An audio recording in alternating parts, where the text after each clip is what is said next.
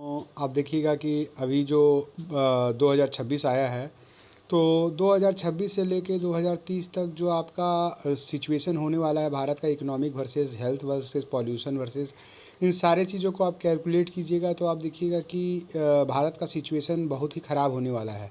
क्योंकि आप देखिएगा कि 2026 के 2030 तक आपका जो है भारत का जो विदेशी शेयर बाज़ार जो है, वो शेयर बाज़ार धीरे धीरे शेयर बाज़ार से जो विदेशी निवेशक है पैसा निकालते जा रहे हैं, जिनको प्रॉफिट नहीं मिल रहा है, जिसके कारण रुपया नीचे जाता जा रहा है।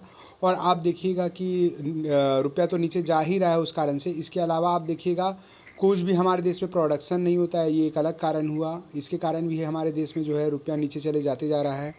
और आप देखिएगा ये कारण तो है ही, तो और प्रोडक्शन कुछ नहीं हो रहा है, इसके कारण भी हम लोग का देश का रुपया नीचे जाता है। इसके अलावा आप देखिएगा जो हमारे स्कूल में, हम लोग के स्कूल में जो पढ़ाइयाँ हो रही है, उस पढ़ाई का कोई महत्व नहीं है। मतलब कि आप देखिएगा जो 21 साल 25 साल तक कोई स्टूडेंट पढ़ रहा है, बीए एमए जो भी कर रहा है या बीटेक कर रहा है, उस पढ़ाई का कोई महत्व नहीं है। बेसिर पैर का चीज़ आपका कॉलेज या स्कूल में पढ़ाया जा रहा है, जो संस्कृत है, जो हिस्ट्री है, और जो आपका ऐसा सब्जेक्ट पढ़ाया जा रहा है जिसका कोई यूज़ ही नहीं है, वो सारा चीज़ हम मतलब इस देश में पढ़ाया जा रहा है। और वो पूरा स्टूडेंट का तो मतलब समय बर्बाद करने के अलावा और कुछ नहीं है। आप देखिएगा कंप्यूटर फील्ड को अगर आप देखिएगा तो कंप्यूटर फील्ड में जो सिलेबस बनाया गया है, उस कंप्यूटर फील्ड का जो सिलेबस आपका है, वो आपका HTML है, CSS है, जावास्क्रिप्ट है, जावा है, पाइथन है। हम मतलब कॉलेज लेवल, स्कूल लेवल या कॉलेज लेवल में पढ़ाया जा रहा है, स्कूल लेवल में पढ़ाया जा रहा है। तो स्कूल लेवल में तो ये पढ़ाया जाता है, और कॉलेज लेवल में जो पढ़ाया जा रहा है वो HTML CSS, और इसके अलावा आपका जो है बहुत सारे यूनिवर्सिटी तो डाटा साइंस और AI पढ़ाने स्टार्ट कर दिया, जनरेटिव AI पढ़ाने स्टार्ट कर दिया है। और आपका बहुत सारा यूनिवर्सिटी पढ़ाने नहीं स्टार्ट किया। तो सवाल उठता है कि जो पढ़ाने स्टार्ट किया और जो नहीं पढ़ाने स्टार्ट किया, उसका क्या अंतर है। देखिए, कोई भी कॉलेज या कोई भी स्कूल जो पढ़ाई पढ़ाता है, आप देखिए कोई भी काम आदमी कर रहा है, अगर वो काम फ्रूटफुल नहीं होता है तो उस काम का कोई महत्व नहीं होता है। अगर मान लीजिए अभी के टाइम में 15 लाख स्टूडेंट को यूनिवर्सिटी में, आप देखिए 15 लाख जो पहले इंजीनियरिंग के स्टूडेंट निकल रहे थे पढ़ के इंजीनियरिंग, तो 15 लाख के लगभग में इंजीनियरिंग पढ़ के निकल रहे थे, तो उनको जॉब नहीं मिल रहा था। अब जो है कि मतलब 7 लाख के लगभग में स्टूडेंट निकल रहे हैं। तो ये क्रोनोलॉजी आप समझिए, अगर जॉब मिलेगी तो ही आपका जो ये होता है, क्या बोलते हैं, कॉलेज होता है, वो चलेगा। और अगर जॉब नहीं मिलेगी तो कॉलेज भी नहीं चलेगा। आप देखेंगे ऐसे बहुत सारे कॉलेज जो इंजीनियरिंग कॉलेज हैं वो बंद हो गए हैं। मतलब कि आप मध्य प्रदेश में 150 इंजीनियरिंग कॉलेज बंद हो गए हैं। और आप देखिएगा मध्य प्रदेश में 150 इंजीनियरिंग कॉलेज बंद होने के अलावा आपका बिहार में भी, आपका उड़ीसा में बहुत सारे इंजीनियरिंग कॉलेज बंद हो गए। 45 के लगभग में इंजीनियरिंग कॉलेज बंद हो गए हैं। तो जो इंजीनियरिंग कॉलेज बंद हो गए, उन सब इंजीनियरिंग कॉलेज के बंद होने के बाद क्या स्थिति बन रही है आपका बिहार, मतलब इसमें कोई बढ़िया सिचुएशन तो बन नहीं रहा है। इसके अलावा आप देखिएगा कि जो इस सारे सिचुएशन जो इसमें जो बन रही है, तो पूरा देश तो गड़बड़ा रहा है। मतलब पूरा देश में तो होने वाला नहीं है कुछ। अब धीरे धीरे धीरे GDP घटते जा रहा है। और आप देखिएगा 35 लाख करोड़ का बजट है पूरे देश का। आप देखिएगा आप अगले 5 साल में, मतलब इसी साल आप रख लीजिए 2026 में, आप देख लीजिएगा पूरा देश का जो आपका विकास का ये है रफ्तार घटेगा।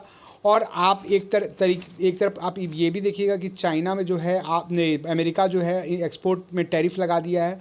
तो एक्सपोर्ट में टैरिफ लगाने के बाद क्या हुआ है, सीधे सीधे तौर पर एक्सपर्ट बताते हैं कि 5 लाख करोड़ का नुकसान तो इस तरह है, मतलब कि आपका जो एक्सपोर्ट यहाँ से वहाँ नहीं होगा। और तो और ट्रम्प का कहना है कि वो 500% टैरिफ भी लगा सकता है। और अगर वहाँ से इस तरह प्रभावित हुआ तो 12 से 20 लाख करोड़ रुपया का प्रभावित हो सकता है। क्यों जो सामान यहाँ बनता है, इंडिया में जो बनता है, बहुत सारा सामान यहाँ से जाता है अमेरिका, और जो रेमिटेंस मिलता है वो भी होता है। तो अगर ये सारा सिचुएशन आया तो फिर क्या होगा। और सारा सामान चाइना से आते जा रहा है, हम लोग के देश में तो कुछ बनता नहीं है, तो फिर क्या होगा। हम लोग का देश तो धीरे धीरे करके डाउन होते चले जाएगा। तो कितना समय लगेगा आखिर हम लोग के देश को डाउन होने में। आप देखिए अभी 2026 हो रहा है, 2026, 27, 28, 29, 30। अब देखिएगा 4-5 साल में हम लोग का देश इतना डाउन हो जाएगा कि पूरा देश में, मतलब समझिए कि आपका सिचुएशन बन जाएगा कि देश की कोई भी रहे, कोई देश चलाए, वस्तुतः तो देश कोई चलाएगा ही नहीं। वस्तुतः देश कोई और चला रहा होगा, या तो चाइना या अमेरिका चला रहा होगा। आप देखिएगा अभी ईरान में जो कंडीशन आया है, ईरान में भी देखिएगा ऐसा कंडीशन आया है कि ईरान के लोग को, मतलब महंगाई इतना बढ़ गया कि वो लोग वहाँ विद्रोह करने पर उतारू हो गए। यही होगा। आप देखिएगा कुछ साल में जब देश का जो ये है डॉलर का दाम $1 के बदले 120 रुपया हो जाएगा कुछ साल में, मतलब कुछ साल में तो होना ही होना है। अभी ऐसा नहीं हुआ है, इसका कारण मेन है कि जो आरबीआई है, रिजर्व बैंक जो है, वो डॉलर को बेच रहा है, इसीलिए बार बार कोशिश कर रहा है कि 90 के नीचे रखा जाए, लेकिन बार बार ये ऊपर जाता ही जा रहा है क्योंकि इसको ज़्यादा रोका नहीं जा सकता है। तो आप देखिएगा कि जो भारत का मुद्रा है उसका अवमूल्यन हो रहा है, और जो 120 रुपये जिस दिन पहुंच जाएगा उस दिन भारत में महंगाई बहुत ज़्यादा बढ़ जाएगा। तो भारत में महंगाई बढ़ जाएगा तो टैक्स भी कम हो जाएगा, टैक्स कम होगा, कलेक्शन कम होगा, तो देश में जो है टैक्स आपका बढ़ाया जाएगा अलग अलग चीज़ प्रोडक्ट पर, और महंगाई बढ़ते चले जाएगा। तो इस तरह से एक तो मोदी को आता वाता कुछ है नहीं, वो तो कुछ ऐसे ही बन गया है। एक कहावत है, तो देखिए जिसको आता नहीं है वो बगैर बना हुआ है, जिसको पता है कि उसको कुछ आता जाता है ये नहीं है, लेकिन फिर भी बना हुआ है, समझे ना। तो मेन कहने का मतलब है कि आप देखिए कि देश का जो अर्थशास्त्री सब होता है, जैसे अमर्त्य सेन है और बहुत सारा जो पुराना अर्थशास्त्री होता है, जैसे रघुराम राजन हुआ, तो इन लोगों को बहुत सारा चीज़ आता था, मतलब मनमोहन सिंह, इन लोगों को बहुत सारा चीज़ आता था कि कैसे क्या किया जाए जिससे कि देश का प्रोग्रेस हो और देश का अर्थव्यवस्था पटरी पाए। अभी आप चीन और जापान को देखिएगा, तो चीन और जापान का अर्थव्यवस्था आगे तो है ही, आप वहाँ का इंफ्रास्ट्रक्चर को भी देखिएगा, वहाँ का बिल्डिंग, सड़क और वहाँ का रहने सहने का तरीका देखिएगा, बुलेट ट्रेन देखिएगा, तो आपको लगेगा कि कितना लोग आगे निकल गया चीन और जापान लोग, मतलब चीन और जापान इतना आगे निकल गया है। मतलब वहाँ का मैकलोर ट्रेन जो चल रहा है, वो मैकलोर ट्रेन आपका जो है, जैसे कि आप समझिए कि वो सिटी में जब आता है तो मेट्रो ट्रेन के जैसा बिहेव करने लगता है, और ऐसे वो आपका मैकलेव ट्रेन आप जानते हैं कि जो चुंबक से चलता है और हवा में उठा हुआ रहता है, और जिसकी गति लगभग 300 से 400 किलोमीटर पर घंटे के हिसाब से होती है। तो आप समझ सकते हैं कि जो आपका ट्रेन है जो चल रहा है 300-400 किलोमीटर पर घंटे के हिसाब से, हम लोग के देश में तो चल नहीं रहा है, और हम लोग के देश में जब चलेगा, कब नहीं चलेगा, उसका कोई हिसाब किताब नहीं है। तो हम लोग का देश तो बहुत पीछे, हम लोग के देश में तो बहुत सारा ज़रूरत का सामान बनता ही नहीं है, बहुत बनता ही नहीं है। आप क्या कहिएगा, आप देखिएगा बहुत सारा सामान हम लोग के देश में नहीं बनता है। टीवी असेंबल होता है, लैपटॉप आता है बाहर से, चाइना से, मोबाइल आता है बाहर से, जो आपका ये होता है क्या बोलते हैं, मोबाइल होता है बाहर से आता है, असेंबल होता है एप्पल का, यहाँ पर सब चीज़ असेंबल, कुछ यहाँ देश में नहीं बनता है। और हम लोग का जितना है फेसबुक वगैरह हम लोग का देश यूज़ कर रहा है, वो सारा चीज़ आ रहा है इसे। तो कुल मिला के बात क्या निकला, बात यही निकला कि आपका देश में कुछ बन ही नहीं रहा है, सारा चीज़ आपका विदेश से आ रहा है। तो ये तो बिल्कुल सही कंडीशन नहीं है। तो आप देखिएगा ये कंडीशन ज़्यादा दिन, देखिए 10 साल में हम लोग का देश कितना पीछे चले गया, आप ज़रा सोचिएगा इस बात को। हम लोग का देश 10 साल में 150 लाख करोड़ रुपया का कर्जा ले लिया है। 150 लाख करोड़ रुपया का जो हम लोग का देश का है कर्जा का स्थिति पहुंच चुका है। 2014 में 55 लाख करोड़ रुपया में कर्ज था, आज है 150 लाख करोड़ रुपया। उस समय $1 का मूल्य था 59, आज है 91। सोचिए, और जो उस समय जो आपका ये था क्या बोलते हैं फिर 91 है। इसके अलावा आप देखिएगा और भी बहुत सारे कंडीशन हैं।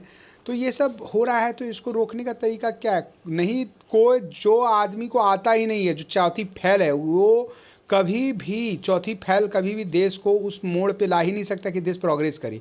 उसका तो मेन लक्ष्य रहेगा जितना पूंजीपति है उसको कैसे न कैसे करके आगे बढ़ाया जाए और उसी को सब चीज़ दिया जाए, और मतलब कि पूरा बीएसएनएल को डुबो दिया जाए। बीएसएनएल जो पहले इतना अच्छा सरकारी सेवा देता था, बीएसएनएल जो सर्विस था, और उसके बाद आपका बीएसएनएल के अलावा आपको कह लीजिए जो बीएसएनएल के अलावा है आपका और भी पुराना सर्विस है, तो बहुत सारा चीज़ आपका था।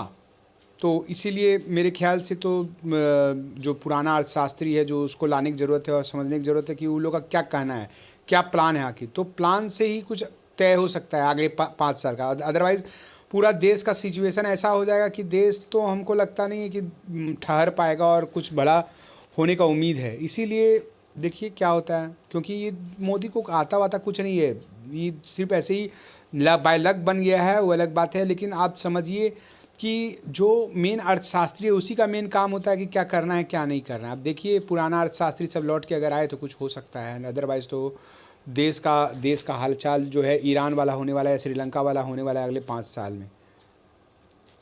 देश का हाल श्रीलंका वाला होने वाला है अगले 5 साल।